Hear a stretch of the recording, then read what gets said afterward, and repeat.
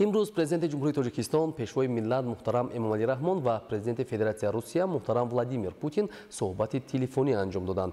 در آغاز صحبت سرور دولت ما پرزیدنت روسیه محترم ولادیمیر پوتین را به مناسبت زادروزشان صدقاً تبریک نموده تمنیات بهترین و صمیمی خود را ابراز داشتند.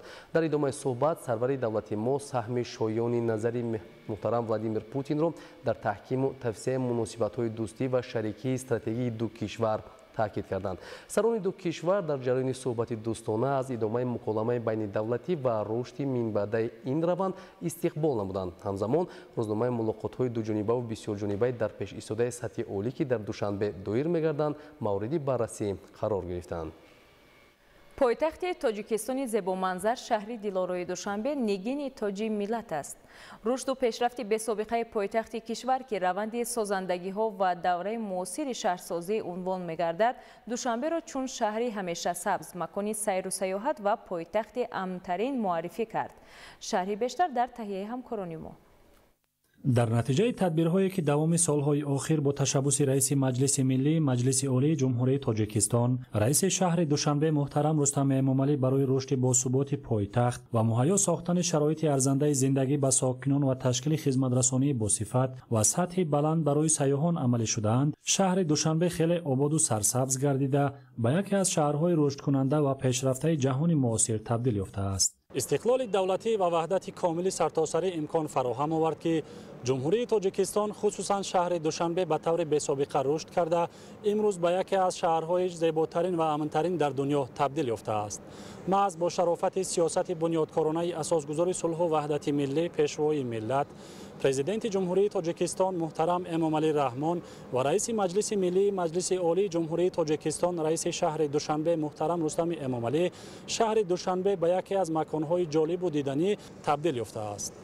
در استراتژی رشد سیاحی در جمهوری تاجیکستان برای دوره تا سال 2030 آمده است. شهر دوشنبه پایتخت جمهوری تاجیکستان دارای ذخیره‌های بای سیاحی بوده برای رشد ساحه انفراساختار مکمل بیش از پیش خدمت می‌رساند. همچنین در استراتژی مذکور ذکر شده است که رشد سیاحی در مجموع می‌تواند به پیشرفت اجتماعی و اقتصادی کشور، تشکیل جایهای کاری نو تأثیر نظررس رسانیده به بلند برداشتن آبروی و اعتبار دولت در عرصه بین المللی، حس خودشناسی، افتخار ملی، اینچنین ثبات اقتصادی و جلب سرمایه‌گذاری مساعدت خواهد کرد. باعث خوشحالی است که امروز کوچه و خیابان‌های پایتخت با گل‌های زیبا و رنگارنگ و نقش و نگار ملی آرا یافته بناهای بلند آشیانه نو و زمانوی دوشنبه را به شهر افسانوی برابر کرده است.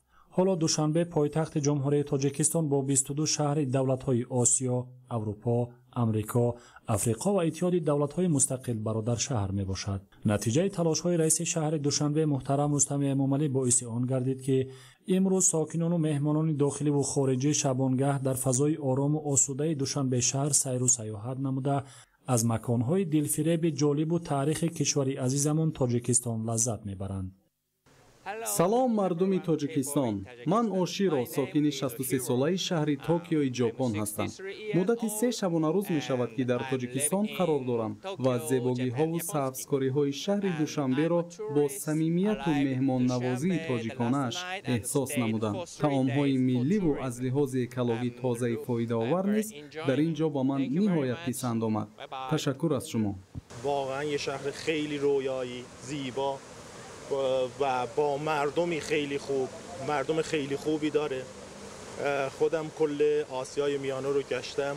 به زیبایی شهر دوشنبه مخصوصا مردمش، یعنی یکی از جاذبه ها مردم تاجیکستانه. شهرش خیلی زیباست ولی مردمش زیباتر از شهرشونه. آدمای بسیار خوب، صاف، واقعا شهرشون هم شهر خیلی جذابیه. یه ساله که اینجام واقعا لذت بردم، یعنی اصلا احساس غریبی هم نکردیم، مخصوصا که از ایران اومدیم، همزبون هستیم. واقعا لذت بردم از شهرتون. امروز که دوشنبه به میزبان یکی از چهاربینی‌های سطحی بین المللی و منطقوی جلسه سران کشورهای اشتراکدار اعضای اتحاد دولت‌های مستقل آمادگی می‌بیند، سیمای پایتخت باز هم جالب و دقت جلب کننده گردیده است. همین است که با مقصد جلب بیشتر سیاحان خارجی به مملکت، ترغیب و تشویق ظرفیت سیاحی شهر دوشنبه و فرهنگ و عنعنه‌های نیاگان ملت تاجیک منتظم نمایشگاه و چهاربینی‌های گوناگون سطح جهانی دایر می‌گردند.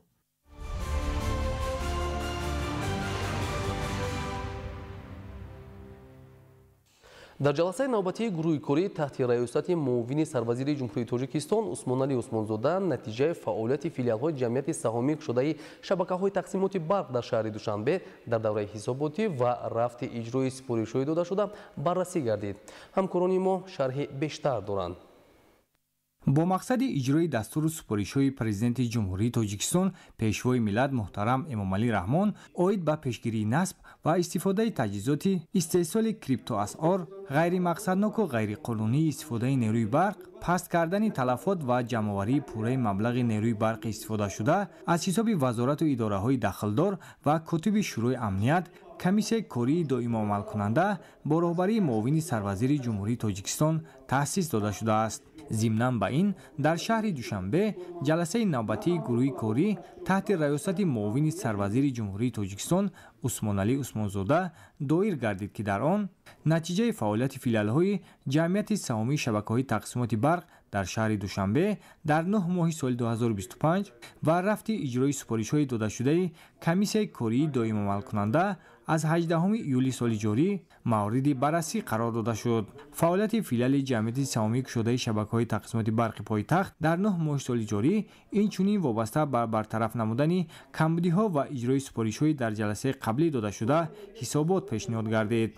وابسته به وضع واقعی زیرایستگاه‌های برقی، عامل‌های اساسی افزایش تلفات نیروی برق، نشاندهنده‌های تجارتی، قرضداری، جمع‌آوری مبلغ نیروی برق استفاده شده از معیار مقرر گردیده زیاد استفاده بردن نیروی برق تحلیل گردید. تاکید شد که با مقصد کم نمودن تلفات نیروی برق تدبیرهای ضروری عملی گردیده تلفات مرحله به مرحله تمایل کاهش‌یابی دارد. قید گردید که در 9 ماه سال جاری تلفات نیروی برق در فیلیال جمعیت سهامی شده شبکه‌های تقسیمات برق در شهر دوشنبه 14.2% را تشکیل داد که نسبت به همین دوره سال 2024 6.4% کم می باشد. یکی از راه‌های اساسی کم نمودن تلفات نیروی برق و فعالیت منتظم دستگاه و تجهیزات سیستم انرژتیکی عوض نمودن تجهیزات کهنه و فرسوده با تجهیزات نو و گذاشتن با تکنولوژی معاصر می باشد. پرداخت سریع حق استفاده نیروی برق، آمادگی به دوره تیرماه و زمستان، پرداخت سریع مبلغ برق استفاده گردیده و پیشگیری از غیر قانونی استفاده بردن نیروی برق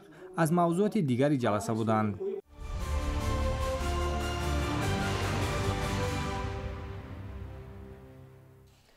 ҳамасола қарори ҳукумати ҷумҳурии тоҷикистон ҷиҳати омодагӣ ба давраи тирамоҳу зимистони солҳои 2025-2026 ба тасвиб мерасад ки мувофиқи он соҳаҳои иқтисодиёт ва иҷтимоиёт барои фаъолияти мунтазам ва самарабахш дар давраи тирамоҳу зимистон омодагӣ мегиранд.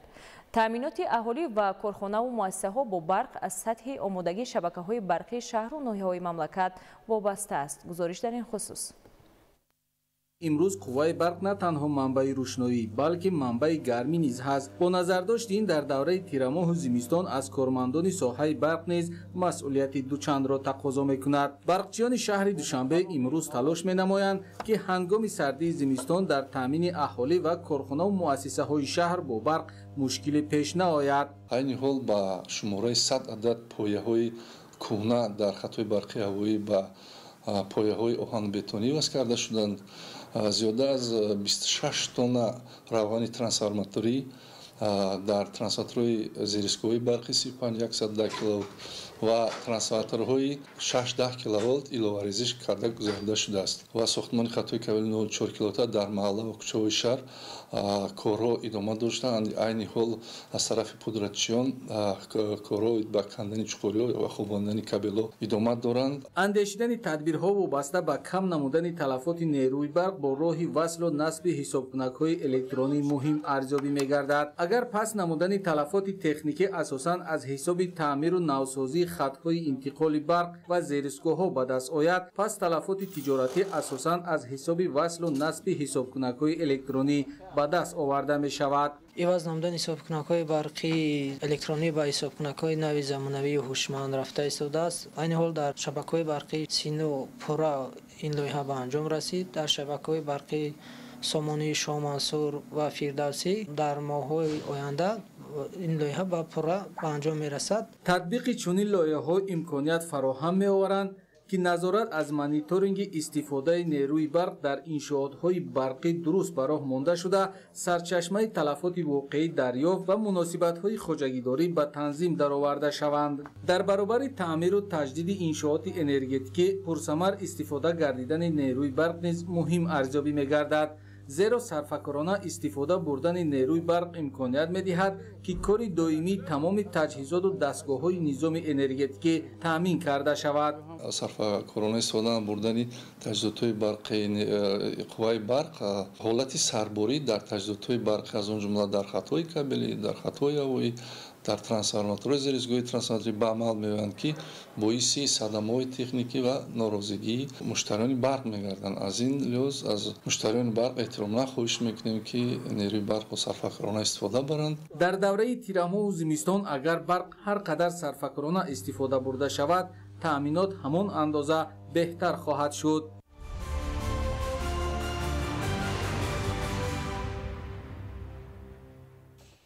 дар асоси иҷрои нақшачорабиниҳо ва самараноки истифодабарии нерӯи барқ, омодагиҳо ба давраи тирамоҳу зимистон ва пешгирии қоидавайронкунӣ дар ин самт бо иштироки гурӯҳи кории раёсати агентии назорати давлатии энергетикӣ назди президенти ҷумҳурии Тоҷикистон дар минтақаи Кӯлов ва дигар масъулини соҳа дар ноҳияи Фархор корҳои санҷишӣ баргузор гардид.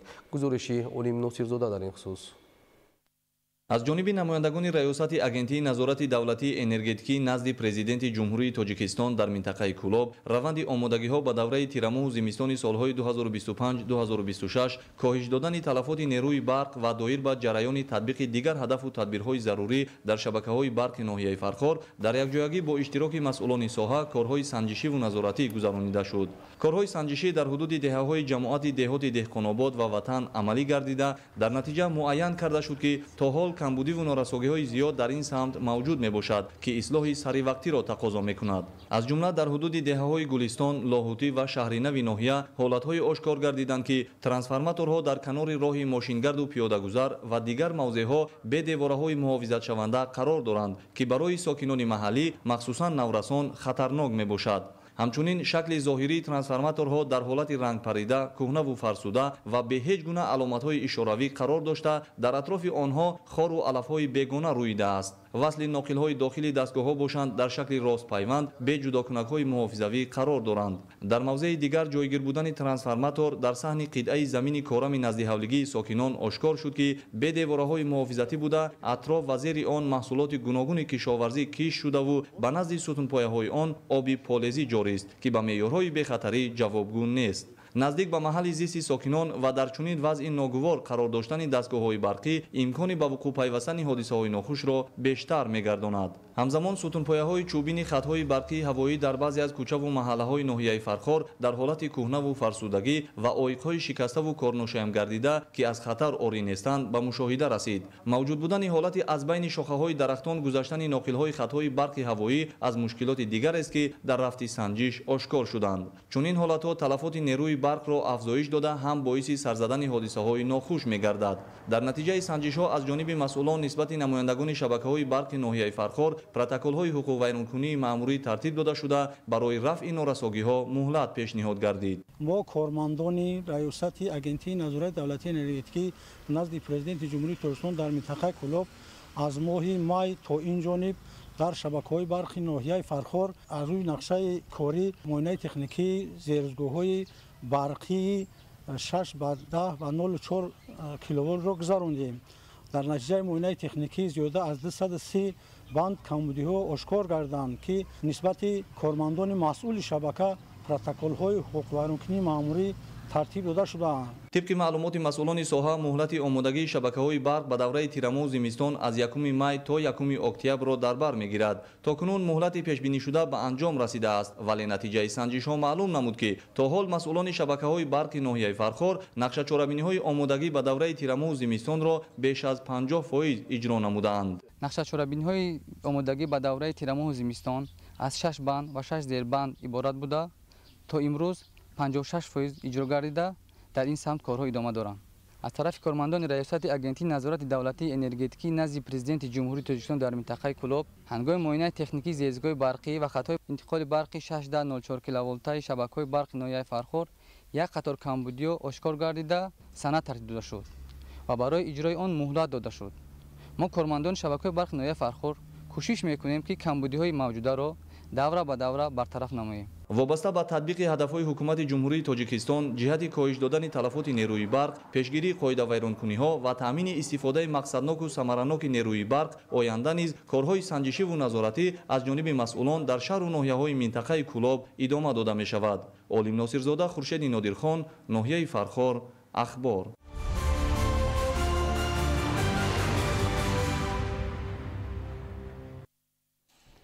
در دایره آمادگی‌ها به جشن 35 سالگی استقلالی دولتی در شهر کلوب در 70 بینای بلند آشیانه کارهای ساختمانی وسعت دارد. بینای ریاست حفظ محیط زیست در منطقه از زمره انشاءات جشنی میباشد که در عرفه انجامیابی قرار دارد. از جریان تدبیرهای آبادانی همکارانی ما گزارش می‌دهند. به استقبال جشن 35 سالگی استقلالیت دولتی جمهوری تاجیکستان در شهر کلوب کارهای سازندگی و بنیادکاری در همه انشاءات جشنی با مرام ادامه دارند، از جمله بنیاد بینای ریاست حفظ محیط زیست در منطقه کلوب. بنا از 5 آشیانه و تاخانه عبارت بوده، در آن حجره‌های کاری راهبران و کارمندان ریاست حفظ محیط زیست در منطقه کلوب و شعبه حفظ محیط زیست شهر کلوب جایگیر کرده می‌شوند. غیر از حجره‌های کاری دارای تالار مجلسی برای 150 نفر جای نشست، مهمانخانه برای 20 نفر و آشخانه در آشیانه پنجم، کتابخانه در آشیانه یکم رقم کنونی در نظر داشته شده است. در تاخانه آزمایشگاه آب و هواسنجی با تجهیزات‌های معاصر جایگیر کرده می شود. در بالاپوش بنا باشد باتری‌های آفتابی با اقتدار 20 کیلووات برای روشننمایی وصل کرده می شوند. در کارهای ساختمانی از مصالح خوشصفت وطنی استفاده برده آن با طلبات و معیارهای شهرسازی ساخته شده است. ساختمان بنا و بالاپوشی آن پورا به انجام رسیده.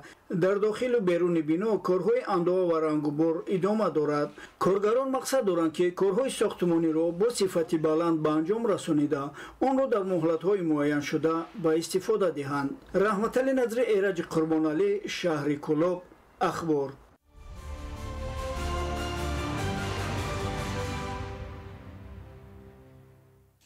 маъракаи кабуди зоркунии ободонии тоза ва нигоҳ доштани муҳити зист дар шаҳри турсунзода рӯз то рӯз вусъати тоза гирифта истодааст.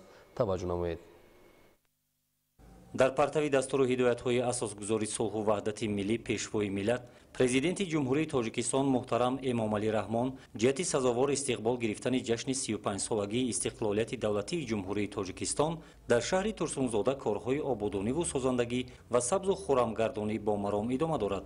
дар доираи нақшаи чорабиниҳо ба ифтихори ин санаи муқаддасу таърихи соли гузашта ба масофаи қариб 68 километр роҳҳо мунфарш карда шуданд ки маблағи он зиёда аз 28 миллион сомониро ташкил медиҳад. ҳамчунин ба масофаи 23 километр роҳҳои деҳаҳои кӯҳӣ низ бо дастгирии соҳибкорон ва саҳмгузории сокинони заҳматпешаву ободгар мунфарш карда шуд. дар соли ҷорӣ бошад роҳҳои ҳудуди шаҳр ба масофаи зиёда аз 70 километр аз таъмири ҷорӣ бароварда шуд ки аз он қариб 50 километр мунфарш ва 21 километр роҳҳо бетонпӯш карда шуданд. инчунин бо дастгирии соҳибкорон ва шахсони саховатпеша дар ҷойҳои муайяншудаи шаҳри турсунзода зиёда аз 200 000 бех гулу бутаҳои ороишӣ шинонида шуд. ободкорӣ созандагӣ дар қаламрӯи шаҳр аз он далолат мекунад ки ҳар сол шумораи сайёҳони дохилию хориҷӣ дар ҳудуди шаҳр зиёд шуда истодаанд. бо мақсади боз ҳам зебо намудани ҳудуди шаҳр аз ҷумла шоҳрои душанбе турсунзода, маркази шаҳр ва деҳаҳо нақша чорабиниҳо оиди гузарондани ҳашарҳои умумӣ таздиқ шуда он ҳама рӯза мавриди амал қарор дода мешавад. имрӯзҳо дар шоҳроҳи душанбе турсунзода ва қаламрави шаҳр сабзу хӯрамгардонӣ, шафати роҳҳо ва кӯчаю хиёбонҳо бо маром идома дорад. сокинон бо ифтихори баланди ватандорӣ ҷиҳати ободу зебо гардонидани маҳалли зисти хеш саҳми арзанда гузошта, ҷашни муқаддасу таърихии 35-солагии истиқлолияти давлатии ҷумҳурии Тоҷикистонро бо нишондиҳандаҳои баланди меҳнатӣ истиқбол гирифтанианд.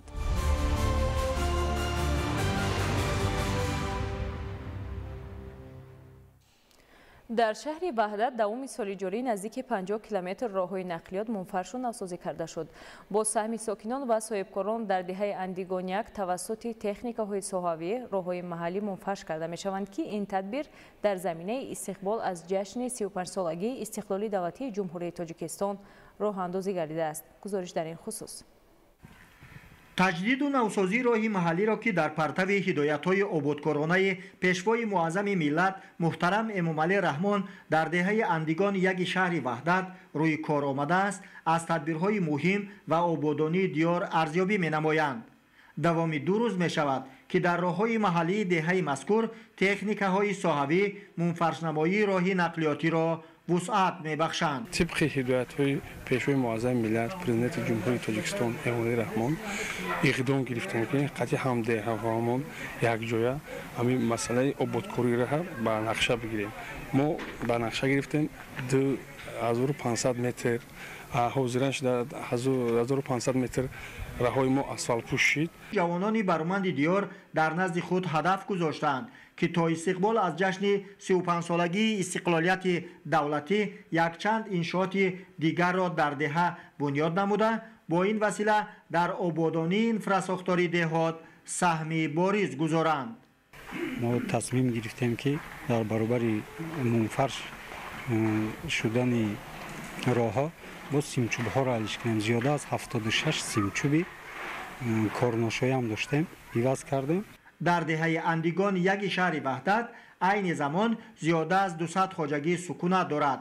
ин ҳама тадбирҳои созандагию ободкорӣ бо сарҷамъии сокинони деҳа рӯи кор омада, оянда ҳам аҳли ҷамоаи деҳа ҷиҳати фароҳам овардани шароити мусоиди зисти хеш корҳои ободкориро ривоҷ мебахшанд.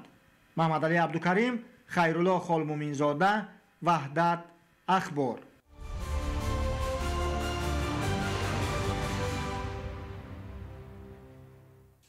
дар муассисаи давлатии таълимии литсеи касбии техникии ноҳияи Рашт 200 нафар таҳсили илм доранд. ин макони касбомӯзӣ асосан кадрҳои талаботи бозори меҳнатро аз рӯи 9 ихтисос омода мекунад.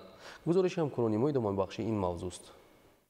шумораи хонандагони муассисаи давлатии таълимии литсеи касбии техникии кумита оид ба таҳсилоти ибтидоӣ ва миёнаи касбӣ назди ҳукумати ҷумҳурии Тоҷикистон аз ҳисоби хатмкардагони муассисаҳои таълимии ноҳияҳои минтақаи Рашт ҳамасола афзуда истодааст. зеро дар ин макони касбу ҳунаромӯзӣ дар асоси барномаҳои таълимӣ кадрҳои талаботи бозори меҳнат омода карда мешаванд. дар литсеи касбии техникӣ 200 нафар хонандан аз рӯи 9 ихтисос ба таҳсил фаро гирифта шудаанд. ба мақсади боз ҳам беҳтар шудани шароити таҳсил ва зисти хонандагон бо дастгирии президенти ҷумҳурии Тоҷикистон муҳтарам Эмомалӣ Раҳмон, кумита оид ба таҳсилоти ибтидоӣ ва миёнаи касбӣ назди ҳукумати ҷумҳурии Тоҷикистон сохтмони бинои дурустшумраи таълимӣ дар арафаи анҷомёбӣ қарор дорад. бо мақсади тайёр кардани кадрҳои соҳибихтисос 2 бинои таълимӣ мавҷуд буда, барои баландбардоштани донишу малака ва касбомӯзии хонандагон 16 симхона, устохона ва симхонаҳои компютерӣ фаъолият дошта, омӯзгорони соҳибихтисос нозукиҳои касбро ба хонандагон меомӯзонанд.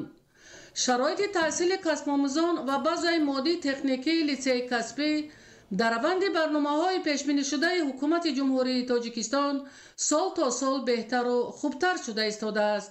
зеро бо кӯчонидани бинои таълимӣ ва дигар зербиноҳои иловагӣ ин макони пештара ба деҳаи Қалъанак зарурати сохтмони иншооти нави замонавӣ пеш омад. ин аст ки аз ҳисоби маблағҳои ҳукумати ҷумҳурии Тоҷикистон ва дигар сарчашмаҳои маблағгузорӣ дар навбати аввал бинои хобгоҳ барои зисти 110 нафар бунёд намуданд, تا شرایط تحصیل و کسب آموزی خوانندگان باز هم بهتر گردد. در شفت بینای تعلیمی و خوابگاه ساختمان 2 انشاءات جریان داشته. از روی نقشه در نوبت اول بینای 2 آشانه تعلیمی و خوابگاه 4 آشانه برای زیست 104 نفر دانشجو، تالار مجلس، آشخانه با تمام شرایط‌های ضروری بنیاد می‌گردند. سال جاری در پرتو کارهای سازندگی به استقبال جشن 35 سالگی استقلال دولتی، کارهای ساختمان اساسی در بینای تعلیمی 2 آشانه انجام یافته. با نصب در و تیره‌ای، رنگ‌بار کنی و دیگر کارهای باقی مانده انشاءات مورد بهره برداری قرار خواهد گرفت. با بنیاد بینای نوی تعلیمی و خوابگاه برای زیست خوانندگان شرایط مهیا می‌گردد تا شماره کسب آموزان از ناحیه‌های منطقه وابسته به کسب‌های طلبات بازار مهنت باز هم بیشتر می‌گردد. ایدیگل محمود، دادرجان میرزازاده برای برنامه اخبار از ناحیه رشت.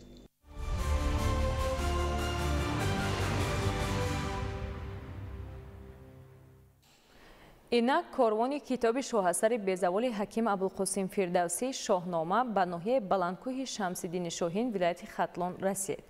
این کتاب با دستور پیشوای ملت محترم امام علی رحمان به هر یک خانواده دسترس می‌گردد که از این اقدام فرهنگ پرورانه رهبر دولت ساکنان ناحیه اظهار سپاس نمودند. گزارش رحمت علی نظری.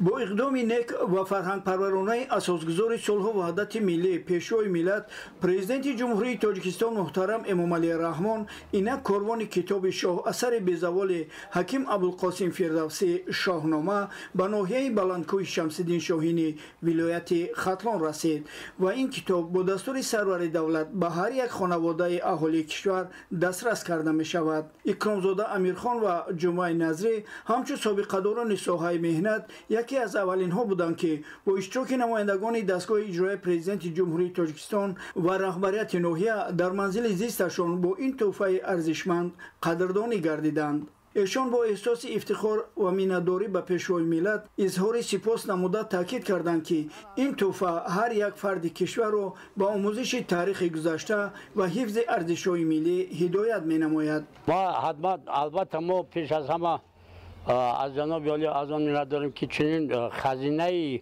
میراثی تاجیکان رو به ما تحفه کرده است و البته ما در آینده با نیز کوشش می‌کنیم در تربیت وطن دوستی و حربی و در دوستداری با ملت با وطن مردم را تربیت نماییم. تقدیم کتابی که امروز من در دستم گرفتم باور کنین باعث شادمانی است.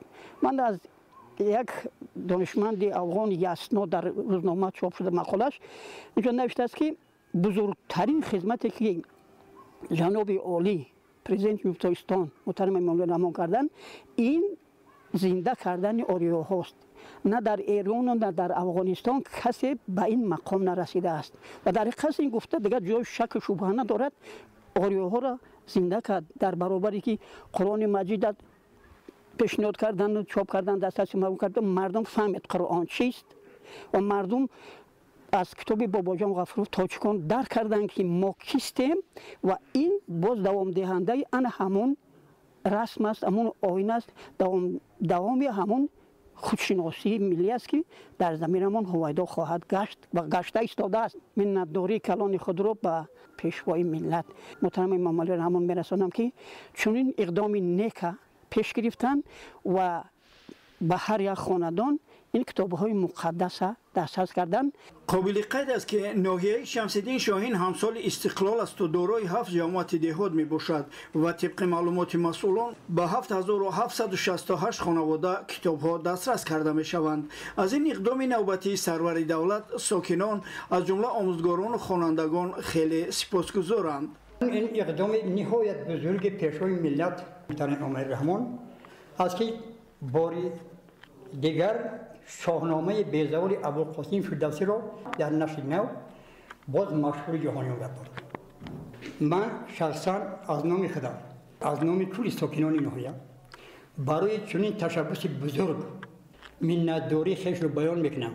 این کتاب تربیتگر نسل امروز و آینده نسل نورس در وطن ما خواهد شد و خواهد بود. تقدیم کتاب شاهنامه به هر یک خانواده میتواند برای بالا رفتن حس خودآگاهی و خویشتن‌شناسی ساکنان بخصوص تربیت جوانان و نورسان که آینده ملت و دولتند مساعدت نماید. رحمت علی نظری، ایرج قربان علی، ناحیه شمس‌الدین شاهین، اخبار.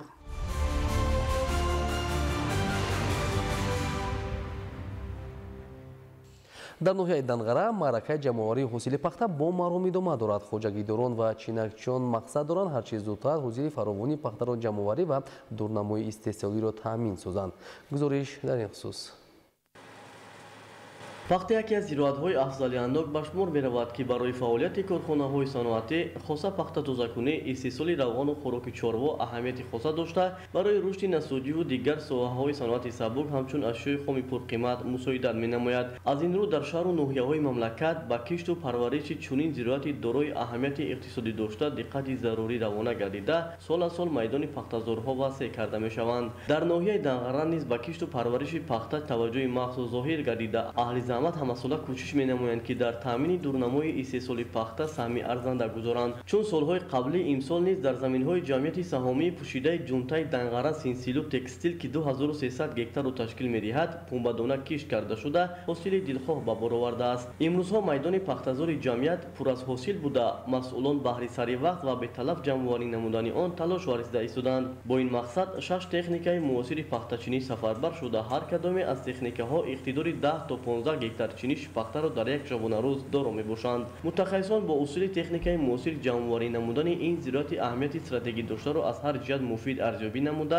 барои хоҷагидорон онро тавсия медиҳанд. чиниши пахта бо истифода аз мошинҳои муосири пахтачинӣ, албатта аз чиниши дастӣ дида бартариҳои зиёде дорад. барои сари вақт ва беталаф ҷамъоварӣ намудани дастранҷи марди деҳқон, беҳ гардидани вазъи молиявии хоҷагидор муфид мебошад. имрӯз дар ноҳияи данғара зиёда аз 6 техникаи муосири пахтачинак дар 2 қитъа кор ва фаъолият карда истоданд, ки ҳар як кадоми техникаи муосири пахтачинак дар як шабонарӯз зиёда аз 14-15 гектарро ҷамъоварӣ мекунад. ба иттилои масъулони шуъбаи кишоварзӣ, аз ҳисоби заҳматкашони ҳамаи шаклҳои хоҷагидории ноҳияи данғара то имрӯз беш аз 80% дурнамои истеҳсоли пахта иҷро гардидааст. бо вуҷуди ин дар заминҳои пахтазории ноҳия кӯракҳои ношукуфта баррало мушоҳида мешавад, ки бешак аз фаровонҳосилӣ ва иҷрои пурраи нақшаи истеҳсоли пахта дар рӯзҳои наздик гувоҳӣ медиҳад. тибқи иттилои масъулон, аз заминҳои пахтазори ҷамъияти саҳомии пӯшидаи ҷунтаи данғара синсилу текстил 56 сентенерӣ ҳосил ба даст омада. то имрӯз зиёда аз 7000 тонна пахта аз қидаҳои гуногуни он ҷамъоварӣ ва барои коркард ба маҷмӯаи насоҷии ҷамъият воқеъ дар ноҳияи данғара интиқол дода шудааст. аҳли заҳмати ноҳияи данғара аз рӯзҳои офтобӣ истифода бурда кӯшиш ба харҷ дода истоданд, то ҳосили зироатҳои кишт намудаашонро беталаф ҷамъоварӣ кунанд ва дар таъмини ҳадафҳои стратегии мамлакат ҳиссаи чашмрас гузоранд. Анваршоҳ Сайдализода, Сайҳомиди Шариф, ноҳияи данғара, ахбор.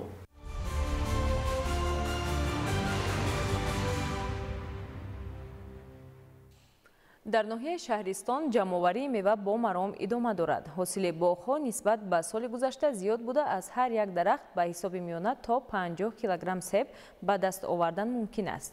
шаҳри бештар дар гузориши навбатӣ. ноҳияи шаҳристон ҳамсоли истиқлоли давлатӣ ба шумор рафта, ба макони рӯ ба рушд табдил ёфтааст. ҳамасола дар ин ноҳияи наздикӯҳӣ ҳазорон нафар сайёҳони дохиливу хориҷӣ ташриф оварда, дар раванди сайри маконҳои сайёҳиву истироҳатӣ бо урфу одат ва шуғли ҳамешагии сокинони ин диёри пурфайз ошноӣ пайдо менамоянд. зеро шуғли асосии сокинони ноҳияи шаҳристон бештар ба парвариш ва истеҳсоли зироатҳои мухталифи кишоварзӣ, аз ҷумла меваҳои хушлаззату гуногунранг равона гардида, зиндагии осоиштаву пурбаракати аҳолӣ маҳз аз рушди соҳаи боғпарварӣ вобастагии калон дорад. аз ҳамин лиҳоз зиёда аз 1100 гектар боғи ниҳолони мевадиҳандаро анвои себҳои хушрангу маззаи сафеди хубонӣ, атлассеб, навъҳои ба шароити маҳал мутобиқ гардидаи старкрепсон, тиллоранги амрикоӣ ва сурху зарди маҳаллӣ ташкил медиҳанд. феълан хоҷагидорону боғдорон бо истифода аз мусоид омадани обу ҳавои фасли тирамоҳ ба ғунучини анвои гуногуни себ машғул буда, дар баробари захира намудан барои зимистонгузаронӣ ҳамзамон ҷиҳати таъмини бозорҳои шаҳру ноҳияҳои ноҳияҳои вилоят ва пойтахти кишвар шаҳри Душанбе ҷаҳду талош меварзанд. ҷамъоварии мева имконият медиҳад, ки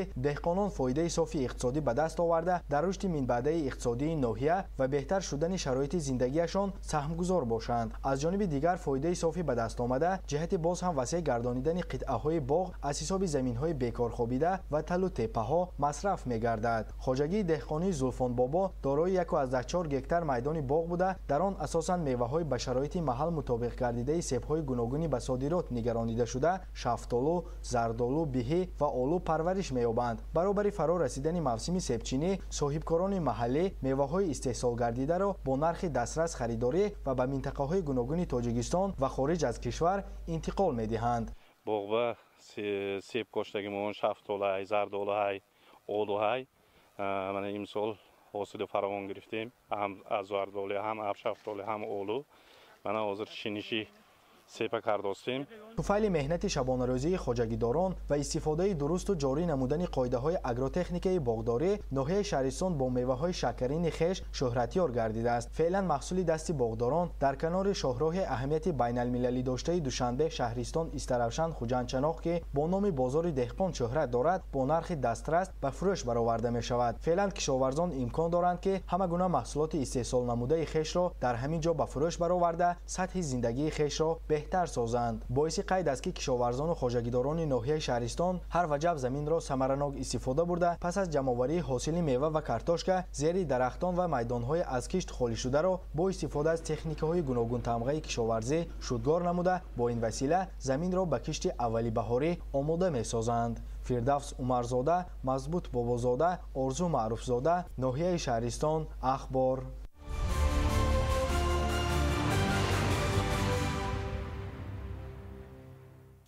бо мақсади рушди соҳаи қутузпарварӣ як қатор барномаҳои соҳавӣ қабул гардида амалисозии онҳо дар ноҳияҳои вилояти мухтори Кӯҳистони Бадахшон идома доранд. дар доираи татбиқи барномаҳои соҳавӣ имсол 50 сарқутуз ба ноҳияи Рошқала дастрас карда шуд. таваҷҷӯҳ намоед.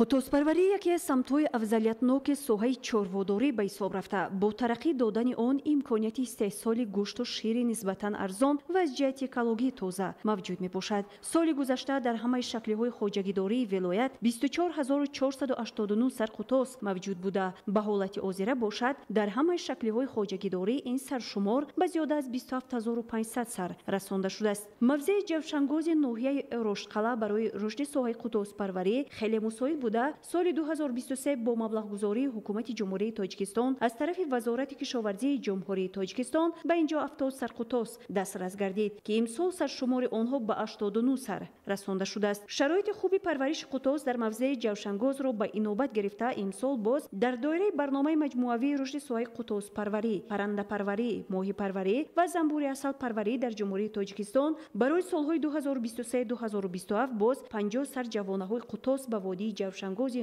ноҳияи Рошқала дастрас гардиданд. ҳамасола аз тарафи ҳукумати ҷумҳурии Тоҷикистон барои рушди соҳаи чорводорӣ маблағҳо ҷудо гардида, яъне саршумори барои харид кардани саршумори қутоз маблағҳо ҷудо шуда истодаанд.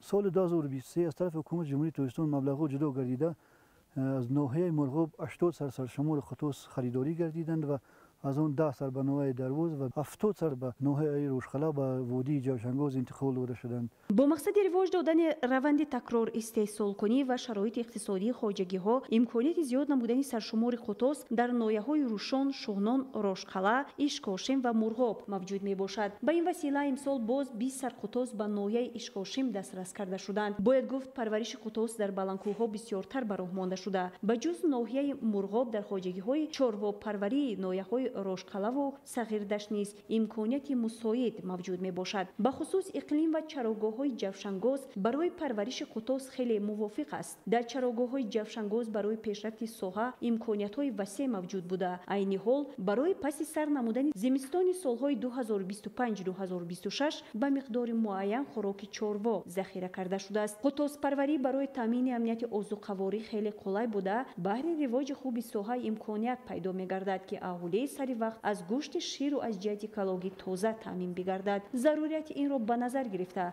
дар ноҳияҳои вилоят барои равнақи он тадбирҳои амиқ андешида шуда истоданд. Моҳираи Тоҳир, Муборакшои Рустам, ноҳияи Рошқала, Ахбор.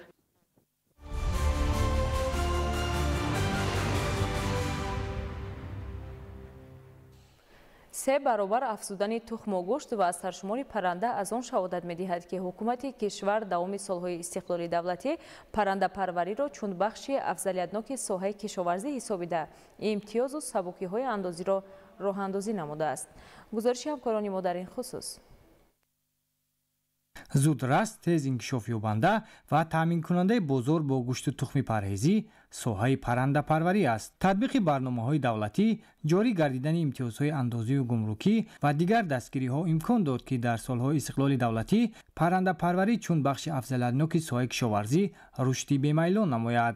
саршумори парранда дар солҳои 1991, 2010 ва ба ҳолати 1 сентябри соли 2025 дар ҷумҳурии Тоҷикистон, соли 1991 6 миллиону 586 ҳазору 398 сар, соли 2010 4 миллиону 402 ҳазору 688 сар, ба ҳолати 1 сентябри соли 2025 12 миллиону 954 ҳазору 567 сар. бо дастгирии ҳукумати ҷумҳурии Тоҷикистон ва махсусан пешвои миллат президенти мамлакат Эмомали Раҳмон паррандапарварӣ низ дар ҷумҳурӣ бо як сурати калон рушд ёфта истодааст. агар нисбати солҳои 91 гирим агар имрӯз истеҳсоли тухм қариб 3 маротиба зиёдтар шудааст. истеҳсоли гӯштам ҳамин қадар зиёд шудааст.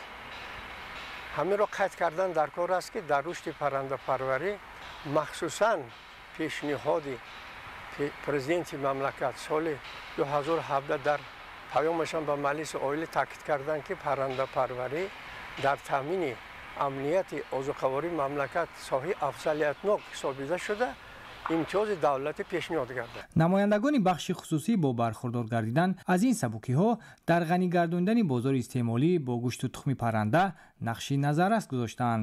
афзоиш ёфтани истеҳсоли маҳсулоти рақобатпазир имкон фароҳам овард ки воридоти гӯшту тухми парранда коҳиш ёбад ва имкони содирот намудан муҳайё гардад. истеҳсоли тухм дар солҳои 1991, 2010 ва ба ҳолати 1 сентябри соли 2025 дар ҷумҳурии Тоҷикистон, соли 1991 454 миллиону 300 ҳазор дона, соли 2010 231 миллиону 924 ҳазор дона, ба ҳолати 1 сентябри соли 2025 914 миллиону 159 ҳазор дона. миқдори корхонаҳо яъне аз 65 адад то 128 адад омада расид. саршумори парранда бошад 2 маротиба, истеҳсоли тухм бошад 3 маротиба ва истеҳсоли гӯшти парҳезии парранда бошад 6 маротиба афзуд. истеҳсоли маҳсулот зиёд гардид, саршумор ҳам зиёд гардид, боиси роҳбаландию ҳавасмандии паррандапарварон, мутахассисон ва олимони соҳа гардид. ин далели он аст ки имтиёзу сабукиҳои аз ҷониби президенти ҷумҳурии Тоҷикистон пешвои миллат муҳтарам Эмомали Раҳмон пешниҳод шуда ба рушди фаъолияти намояндагони бахши хусусӣ мусоидат намуд. дар маҷмӯъ имтиёзҳои барои рушди соҳаи паррандапарварӣ пешниҳод шуда ба пешрафти он такони ҷиддӣ бахшиданд. истеҳсоли гӯшти парранда дар ҳама шаклҳои хоҷагидории ҷумҳурии Тоҷикистон ба ҳолати 1 сентябри солҳои 2024-2025, ба ҳолати 1 сентябри соли 2024 29044 тонна, ба ҳолати 1 сентябри соли 2025 29104 тонна зиёд гардидааст 60 тонна. дар шароити хоҷагиҳои деҳқонӣ инфиродӣ барои афзун намудани истеҳсоли гӯшт ва танзими нархи он дар бозори истеъмолӣ парвариши дигар намуди паррандаҳои кишоварзӣ ҳам ба роҳ монда дар кор, ҳамзамон аз қабили мурғи марҷон ки ин паррандаи равияи гӯшти аст ва танзими нархи гӯшт дар бозор метавонад таъсири мусбӣ расонад. истифода аз дастгириҳои ҳукумати мамлакат имкон медиҳад ки фаъолияти соҳибкорӣ дар самти паррандапарварӣ рушд кунад. афзоиши бештари маҳсулоти воридодивазкунанда ва ба содирот нигаронидашуда таъмин гардад ва аҳолӣ ба маҳсулоти истеҳсоли худӣ дастрасӣ бештар пайдо кунад. корхонаҳои паррандапарварӣ дар Тоҷикистон бо такя ба низоми шаффоф ва имконияти фарохи фаъолият бозори дохилиро бо гӯшту тухми хушсифати истеҳсоли ватанӣ таъмин намуда истодаанд.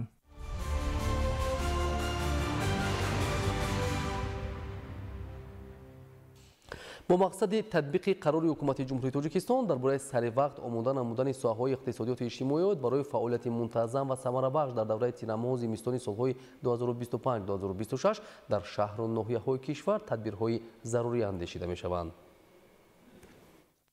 بهر بمشکلی پس سر کردن فصل سرما و با سیمخانه‌های گرم و مساعد علم‌آموزی تامین نمودن مؤسسه‌های تعلیمی ناحیه کوشانیان، مسئولین ساحه معارف از حال آمادگی دیده ایستادند. مؤسسه تعلیمی رقم 3 از زمره آن تعلیمگاه‌های در ناحیه به شمار می‌رود که علاقه 27 تن انگشت و 15 کوب هیزم ذخیره کرده شیشه‌بندی سیمخانه‌ها را آغاز نمودند و به همین راه برای سپری نمودن فصل تیرماه زمستانی در پیش ایستاده همه‌جانبه آمادگی می‌گیرند. با گفته مسئولین چنین آمادگی‌ها جهت در سطح بلند گذراندن موسم سردی‌ها در دیگر مؤسسه‌های تعلیمی ناحیه با مرام ادامه داشته هدف به آن روانه نموده ایستادند که سیمخانه‌های تعلیمی را با گرمی تامین نمایند. آمادگی ما در مؤسسه نغز است. خوب تیاری دیده ایستادیم. انگشت الکای آوردیم 27 تن. سیمخانه‌ها نیز با پورگی تیار است. پیچ‌های علاوه نیز آماده‌اند. مسئولین ساحه تندرستی ناحیه کوشانیان به خاطر صفتاً تامین نمودن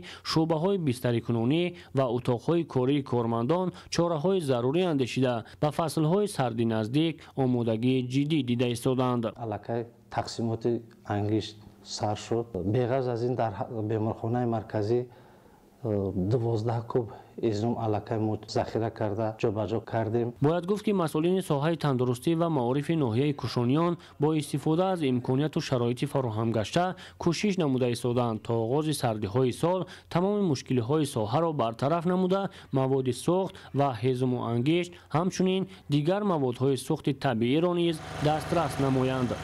جهت اجرای سریعوقتی قرار حکومت جمهوری تاجیکستان درباره آمادگی‌های تشکیلات و مؤسسه‌های اقتصادی و اجتماعی مملکت و موسم تیرماه و زمستان سال‌های 2025-2026 مسئولین بیمارخانه مرکزی شهر ایستراوشن مسئولیت شناسی ظاهر نمودند. علاوه با دستگیری و کمک مقامات اجرایی حکومت دولتی شهر، مسئولین و طبیبان، کارمندان میانه و خردی طبی و تکنیکی بیمارخانه مرکزی شهر ایستراوشن آمادگی‌ها را از تعمیر و ترمیم شبکه‌های گرم‌دهی و گنراتور برق تولیدگری شعبه‌های جراحی، نجات، آسیب شناسی و رددادی، گوش و گلو و بینی، تولدخانه مرکزی، امراض زنانه، اورولوژی و سرایتی به انجام رسانیده در خط آماده باش قرار دادند. با تاکید مسئولین گنراتورهای پرقدرت 12.5 22 و 30 کیلووات هنگام خاموش شدن نیروی برق میتواند بیمارخانه مرکزی شهر و دیگر شعبه‌های زیرتابع را کاملا با برق و روشنی تامین سازند. در این برابر جهت در فصل تیرماه و زمستان گرم نگاه داشتن حجره‌های طبیبان و بیماران و بخش‌های بیمارخانه امسال 143 تن 759 کیلوگرم انگشت خوش‌صفت، 20 مکعب متر هیزم و 300 لیتر سوزشواری ذخیره کرده شده است که احتیاجات موجوده را پورا قانع می‌سازد. همه بخاری‌های موجوده با دودکش‌ها تعمیر و ترمیم گردیده، تیره‌های همه شعبه‌های بیمارخانه مرکزی و 4 عدد بیمارخانه‌های منطقوی رقمی شیشه‌بندی کرده شدند. مورد تذکر است که بینای تولدخانه شهری، شعبه‌های جراحی کلانسالان و خردسالان، طبابت بیماری‌های فسادناک و در مجموع یک چند نقطه‌های طبابتی بیمارخانه مرکزی شهر ایستراوشن به شبکه یگانه گرم‌دهی پیوست میباشند. در عموم سطح آماده‌باشی بیمارخانه‌های حدود شهر و دهات ایستراوشن با موسم تیرماه و زمستان سال‌های 2025-2026 نظررس ارزیابی گردیده در برابر ذخیره انگشت و هیزم و سوزشواری دیزلی اینچنین موادهای نیاز اولی غذایی نیز دسترس و ذخیره گردیدند. در اساس نقشه تصدیق گردیده دورنمای ذخیره کارتوشک، پیاز، روغن، ارد، برنج و شکر 100% اجرا گردیده طلبات دوره زمستان را تأمین می‌سازد. مورد به یادآوری است که از سال 2021 تا این جانب به سمت تندرستی شهر جهت بهتر ساختن شرایط کاری از حساب بودجت محلی در مجموع 202 میلیون و 297 هزار سومانی مبلغ روانه کرده شده است. از جمله سال جاری برای تعمیر سیستم گرم‌دهی متمرکز شعبه تولدخانه از حساب مبلغ گذاری‌های مقامات اجرایی حکومت دولتی شهر ایستراوشن 1 میلیون و 650 هزار سومانی جدا گردیده کارها در این سمت پورا اجرا کرده شد که ثمره استقلال دولتی و سیاست آبادگرانه رهبریت عالی مملکت به شمار می رود. فردوس عمرزاده، مضبوط بابازاده، آرزو معروفزاده، شهر ایستراوشن، اخبار.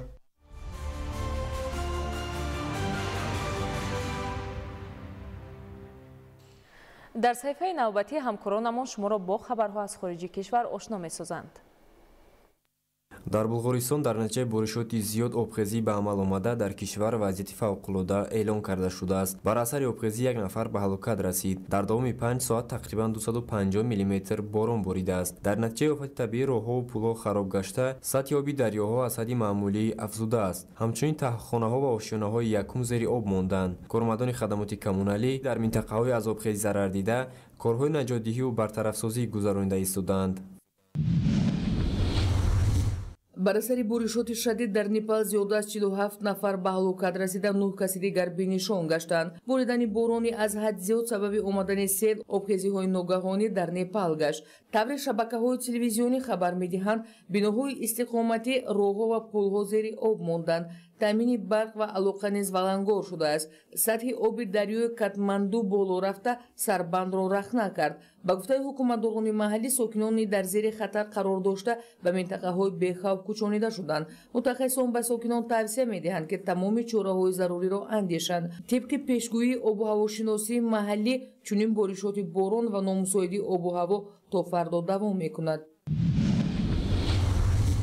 зеҳни сунъӣ дар якчанд соли охир бо суръат рушд кардааст. таъсири зеҳни сунъӣ қариб ба тамоми соҳаҳо расидааст. тибқи иттилои мутахассисон, пешравиҳои назаррас дар соҳаҳои гуногун бинобар истифодаи зеҳни сунъӣ дида мешавад, вале коршиносон иброз медоранд, ки чунин рушди бо суръати зеҳни сунъӣ ва шабакаҳои нейронӣ метавонад дар бозори меҳнат тӯли 5 соли оянда боиси коҳиши талабот ба баъзе аз касбҳо гардад ва баъзе мутахассисон ба бекорӣ рӯбарӯ шаванд. тавре ки форуми ҷаҳонии иқтисодӣ хабар дод, бино ба рушди бо суръати зеҳни сунъӣ, бозори меҳнат дар 5 соли оянда ба куллӣ тағйир хоҳад ёфт ва то соли 2030 баъзе намудҳои тиҷорат ба куллӣ аз байн хоҳанд рафт. дар байни касбҳои ивазшаванда технологияи дизайнерӣ, муҳосиб, иқтисодчӣ ва ҳатто ҳуқуқшиносон мавҷуд мебошанд.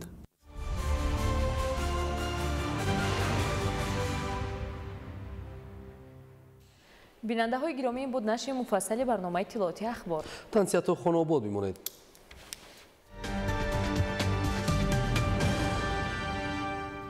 салом бинандагони гиромӣ, шуморо бо вазъи ҳавои мамлакат барои пагоҳ 8 октябри соли 2025 шинос менамоем. мутахассисони агентии обу ҳавошиносии мамлакат иттилоъ медиҳанд, ки дар вилояти мухтори кӯҳистони Бадахшон ҳавои тағйиробандаи бебориш пешгӯӣ мешавад. ҳарорати ҳаво дар ғарби вилоят шабона 15 дараҷа, рӯзона 17-22 дараҷа гарм. дар шарқи вилоят шабона 6-11 дараҷа хунук, рӯзона 4-9 дараҷа гарм мешавад. дар вилояти Хатлон ҳавои тағйиробандаи бебориш пешгӯӣ мешавад. ҳарорати ҳаво дар водиё шабона 11-16 дараҷа, рӯзона 25-30 дараҷа гарм. дар ноҳияҳои Доманакӯҳӣ шабона 9-14 дараҷа гарм, рӯзона 20-25 дараҷа гарм мешавад. дар вилояти Суғд ҳавои тағйиробандаи бебориш пешгӯӣ мешавад. ҳарорати ҳаво дар водиё шабона 9-14 дараҷа, рӯзона 21-26 дараҷа гарм. дар ноҳияҳои кӯҳӣ шабона 1-6 дараҷа, рӯзона 12-17 дараҷа гарм мешавад. дар ноҳияҳои тобеи ҷумҳурӣ ҳавои тағйиробандаи бебориш пешгӯӣ мешавад. ҳарорати ҳаво дар водиё шабона 9-14 дараҷа, рӯзона 23-28 дараҷа гарм. дар ноҳияҳои кӯҳӣ шабона 4-9 дараҷа, рӯзона 20-25 дараҷа гарм мешавад. дар шаҳри Душанбе ҳавои тағйиробандаи бебориш пешгӯӣ мешавад. ҳарорати ҳаво шабона 10-12 дараҷа, рӯзона 23-25 дараҷа гарм мешавад. бинандагони гиромӣ, дар ҳама гуна вазъи ҳаво ба шумо таъби хушу болидаро таманно дорем.